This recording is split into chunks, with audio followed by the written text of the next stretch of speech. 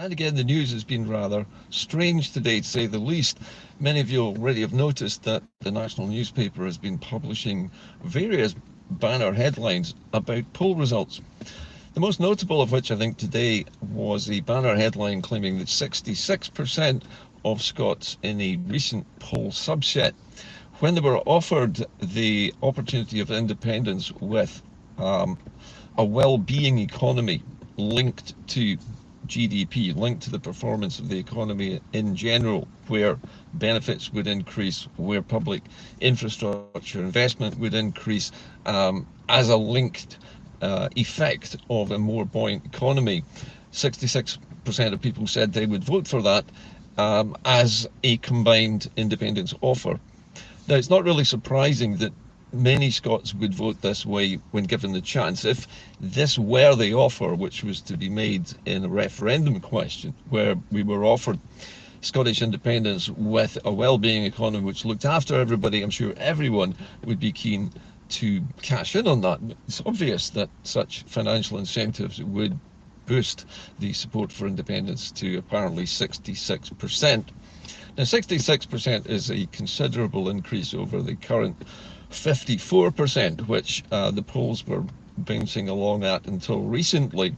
But I'm wondering why it is the National has decided to publish two polls, because not only have they published the results of this particular poll subset offering this well-being economy, but they've also looked at the readership's reaction to the idea, which it seems like the National is the only outlet which is actually touting this, the idea of Nicola Sturgeon leading a new independence campaign.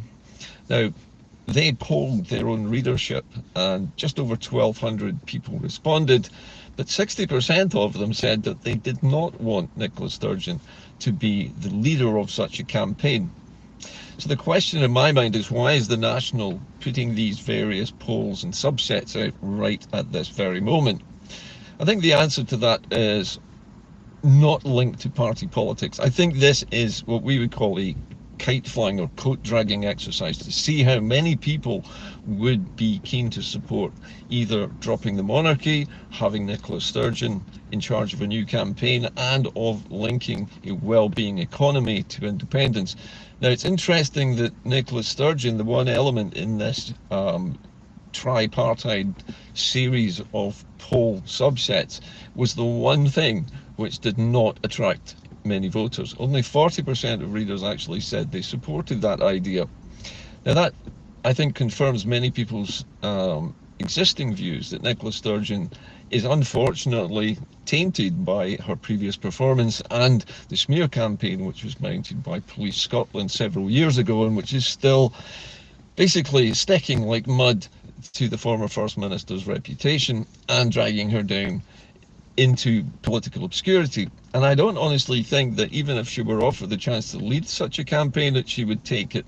She seems to have backed out of frontline politics completely, and she has not made many appearances, even as an MSP, from the backbenches in Holyrood, or any speeches to speak of. So I don't think that's going to happen. But what's interesting here is the idea of dropping the monarchy produced a substantial surge in support to almost 60%. Then adding on to that, I suppose, the idea of a linked economy which has well-being at its core was bound to push that up still further. Now, it could be that the National is acting as a sort of devil's advocate at the moment and trying to propose these things to see what people think. But it's interesting that none of the pro-independence parties, the nominally pro-independence parties, and there are now 4 if we include the rather reluctant Green Party in this list. We have obviously the SNPs, the front runners, we have ALBA, and we have the ISP as well, the Independence for Scotland Party, all 3 of which have said nothing about this type of campaign. So it makes me wonder exactly where this is coming from, remembering that the National is a sister paper to the Glasgow Herald, and it is owned by the same company which owns the Glasgow Herald, which we could never really describe as being pro-independence, quite the reverse. So it seems like the National has taken it upon itself to propose these ideas to see what the readers think of them and to see what we think of them in general. Now, whilst I am a committed Republican and always have been, I've never believed in the monarchy. I would be happy to see Scotland drop the monarchy before independence, if possible, simply to save time and to boost support in the upcoming vote on independence whenever it happens. It is a vote winner, there's no question about it, and most people in Scotland do not favour retaining the United Kingdom monarch as the Scottish head of state after independence. Why would you? It would be far better to elect your own head of state in much the same way that every other European republic does. France does it this way, Ireland does it this way, and many other European countries do the same thing. And republics are very common in the West because they are the ultimate in democracy. And in many cases, the ultimate in democracy is not even just a republic, but it's a people's republic where popular sovereignty is paramount. And that has always been the case in Scotland. And if that were applied as the founding principle of a new Scottish government, then the people would have to have representation as well, and the ability to sack any government or officials or elected officials of any kind who were not doing what the people who elected them had actually voted for them to do in the first place. And that would be direct democracy. That has not yet been an idea touted by the National, although many people don't really understand how it works or how it would work, and perhaps it's a bit of a big ask at this stage. But I'm encouraged by the fact that if the monarchy is dropped as a part of the independence campaign, and we're campaigning for an independent Scottish Republic, that the vote goes up to nearly 60%. And that is enough, more than enough, in any referendum to guarantee Scottish independence. We only need more than 50%. And in fact, even without having a republic, we would still have had at least 54%, according to the recent polling. I'm interested to see if any other polling companies jump in here with similar questions to see if this is replicated across the board in Scotland. Because if we see a steady trend of upward climb in support for independence based on it being a republic, and also based on it being a republic with a well-being economy, to see what effect that has, then that will obviously inform the political parties of independence about how to pitch for the next Holyrood general elections. Now, the difficulty here, of course, is that the Holyrood general election is just that. It's a general election. And unless the political parties of independence actually come up with some kind of even loosely coordinated campaign where they will not compete against each other as parties, but will compete for votes for independence instead, we might stand a chance of populating our entire parliament with an outright majority government, just in the same way that Alex Salmond achieved back in 2011. And that would allow Scotland to take back whatever powers it wanted to its own parliament, and to completely repudiate the Union and start to approach the United Nations to supervise a proper referendum in Scotland, run in Scotland by the Scottish Parliament along most scrupulous democratic lines possible, and witnessed and observed by international observers to ensure complete impartiality. There may be other things that could be introduced as a result of such a referendum structure. One of them, I think, which is important, would be the banning of United Kingdom media in the campaigning. It would be better, in my opinion, if all of the campaigning for an independent Scottish Republic were done in a traditional way, with public rallies, meetings, town hall speeches, and so forth, but without the wall-to-wall bombastic coverage of the BBC and ITV, who would do everything in their power to convince people to vote against it, which is precisely what they did the last time. When we only have one single newspaper which actually supposedly supports independence, as the National says it does, we would still face a problem with the media. And so I think the media would need to be removed from the picture in order to produce a fairer campaign. And that's something I've believed for many years, that Scotland can never get a fair hearing because we have no independent media from which to push our own messages. And because of that, last time in 2014, we were massively outgunned by a dominant British media, which could just post whatever it liked, and the entire British state and all three of the unionist parties had this massive media domination of Scotland with which they could say whatever they wanted, and they did. We don't have that. So to my mind at the moment, this is a kite flying exercise, and I think the National is trying to gauge public reaction to these various ideas. But I think the idea of a republic with a wellbeing economy is not something which would be impossible. However, if we put the wellbeing economy into the question, and it's 2 years away from a Holyrood election, that's going to give 24 months for the mainstream British media to daily attack the idea of a wellbeing economy and find economic and financial reasons to trash it, which is what they would have done in 2014 as well, if we had started talking about it in that way. However, one thing that I think is interesting is the fact that when you are specific with people about what the independence that they're voting for will actually be, they're far more likely to vote for it. If they know, for example, that there will be no English head of state on our stamps or on our banknotes, or cutting ribbons and opening hospitals, then they're far more likely to vote for it.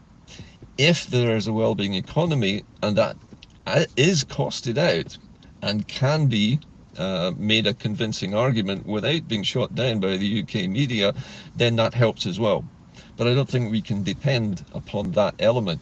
But I do think we could depend on the element of both independence and being a republic, because both of those are instantly achievable politically, and we don't have to justify them in any way whatsoever. And there is public support for dropping the monarchy already, and that has been proved in at least one poll so far. I'd like to see more polls on the idea of an independent Scottish republic dropping the monarchy to see exactly whether this trend is true or not.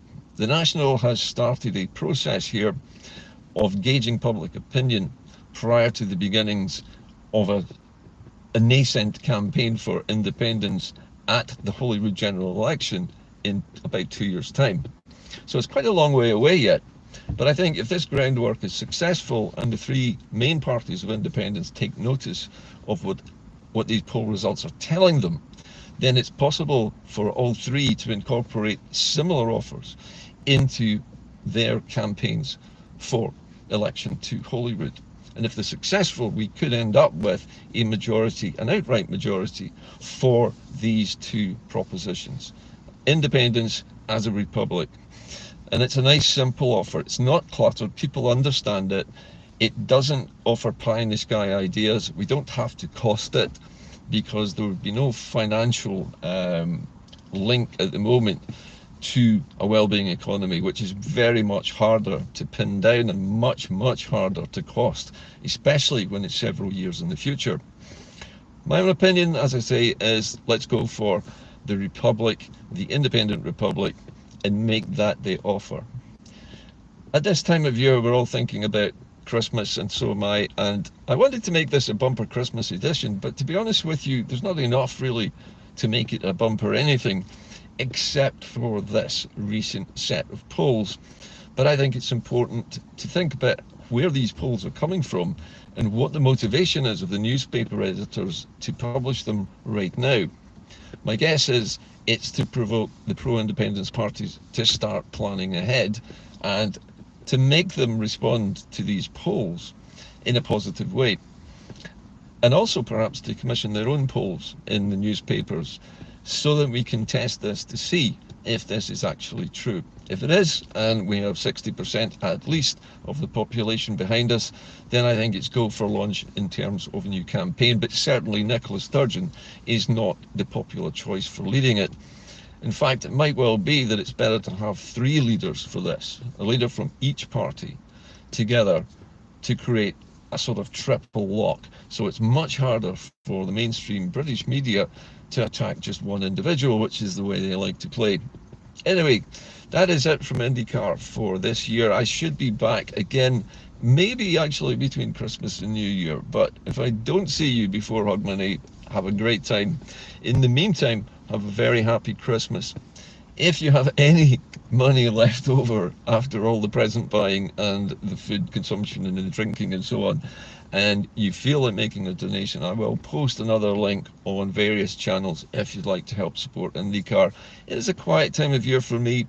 I tend not to make a great deal of money through the Christmas period anyway, because I'm not working much. So it's always appreciated, and it would help me to make perhaps another edition between Christmas and New Year. Anyway, that is it from me today. As I say, always keep the faith. There is always 2026, and if the National is right in its polling, and a republic, an independent republic, is what people want in a majority of nearly 60%, then I think it's looking good for all three parties to campaign on that basis. And I'm looking forward, actually, with some relish to a very vigorous campaign in the 2026 general election. But we still have 2 years to go on that. And a lot of things could happen in 2025, none of them particularly good if the UK is in charge. So that's it from me. Have a great Christmas. I hope you enjoy it, and I hope you spend it in the company of your loved ones and are rested and ready to go in the new year.